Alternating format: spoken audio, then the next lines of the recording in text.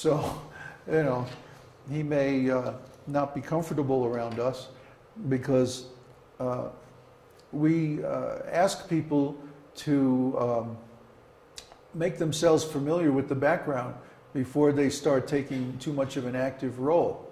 They can create a disturbance. They can make other people distracted from the real path. And we don't want that to happen, so we correct them. I mean, if someone approaches a spiritual master, they have to expect to be corrected because their understanding is wrong. That's why they need a spiritual master. Spiritual master is going to say, no, that's not quite right, do it like this.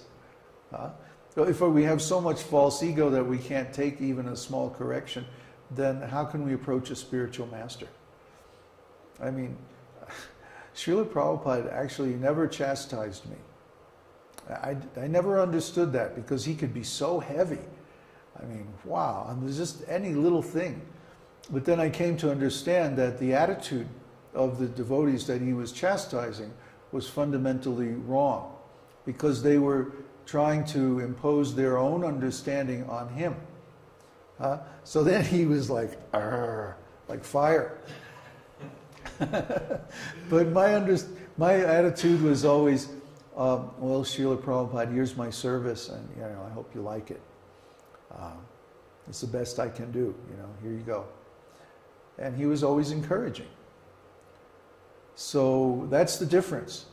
If you wonder why sometimes we appear to get heavy with people, actually we're not getting heavy. You don't know what heavy is. Srila Prabhupada, he was heavy. But sometimes we have to be a little firm with people. And firm just means, no, stop. That's wrong. Do it like this. We never just chastise or stop someone without giving them a positive alternative. Don't do it like that. Do it like this. You see, in Krishna's preaching in Bhagavad Gita, he preaches to Arjuna like that. He's saying, don't lament. Lamenting is for fools. Those who don't understand, they lament. What don't they understand? The nature of the soul. And then he proceeds to describe the nature of the soul in great detail in the 2nd chapter of Bhagavad Gita. So Krishna never corrects someone without giving them the positive alternative. And just like we corrected John, don't ask questions just out of curiosity. Give a context. And, you know, you should study the background knowledge before you start asking all kinds of off-the-wall questions. So anyway. UFOs. Well, there are UFOs. I mean, the airplanes of the demigods and so on. But we don't need to get into that in the context of UFOs. They're airplanes of the demigods. Here you go, Florian. Hare Krishna. There's another question from Diego. What's the difference, if any? Well, the difference is in the taste. The difference is in the mood. For example, if we worship Krishna in the mood of Vrindavan, which means intimate devotional service without any awe and reverence. But if we worship Krishna, let's say, in Dwarka, then Krishna is worshipped as a great king. Oh, yes, sir, yes, please, you know, please, like that. Awe and reverence. A little bit of fear comes in. A little bit of respect. And that means less intimacy. Similarly, in Vaikuntha, when we worship Krishna in any of his four-armed expansions, there's all kinds of awe and reverence. And, you know, the devotees are less intimate with Krishna in that circumstance than they are in Vrindavan, which is very, very sweet. So Hare Krishna Mahamantra means that we want to worship Krishna in Vrindavan mood. We want to worship him in his sweet, intimate mood. Without, as it's stated in Damodara Ashtaka, without a trace of awe and reverence. So that's what really pleases Krishna. Just like I'm really pleased if someone is very, familiar and affectionate. Put yourself in Krishna's shoes. Would you want people, bowing from 2 miles away and crawling on their belly, to touch your lotus feet? Just like when Lord Brahma appeared in Vrindavan after he stole the cows and cowherd boys. And he was offering all kinds of wonderful prayers to Krishna.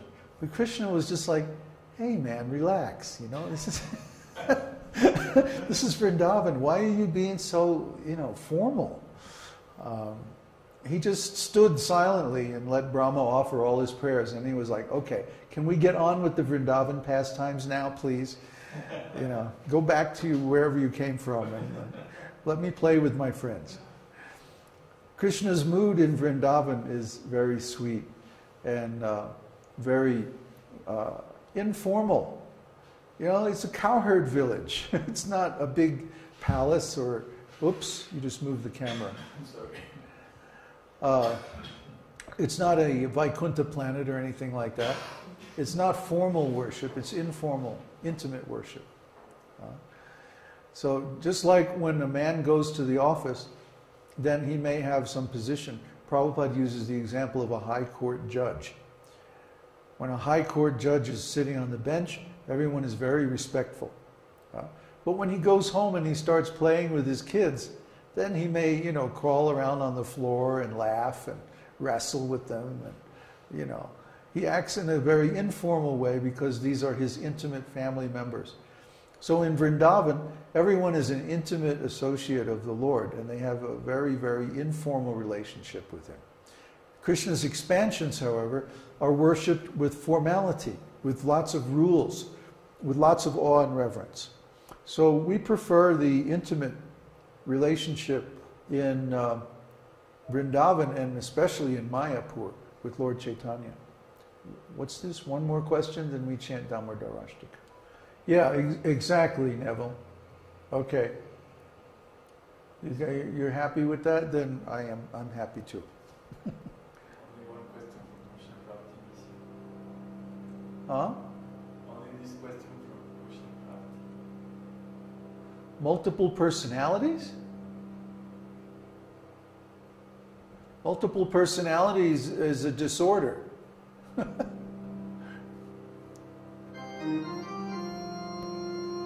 False ego, well, that's what he's talking about. Huh? Is that disorder related to the false ego? Oh yeah, it's like too much false ego.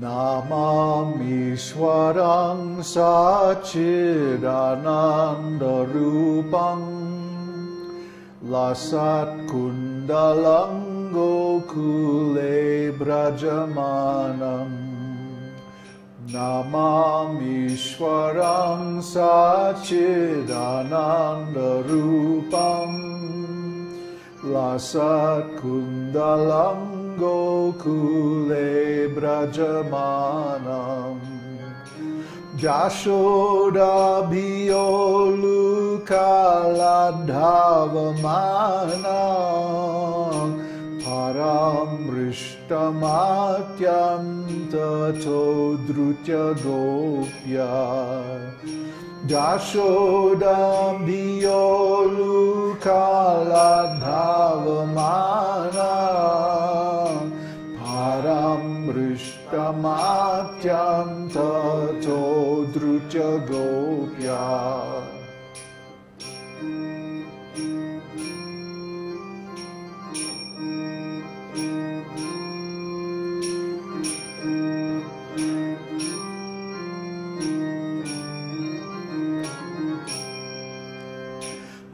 Udantam muhurnetra jugmam rijantam karam bhoja jugmena shatanka netram. Udantam muhurnetra jugmam rijantam karam bhoja jugmena shatanka netram. Muhusvasakam patri rekanka kanta stita graivam damodaram bhakti badam. Muhusvasakam patri rekanka kanta stita graivam damodaram bhakti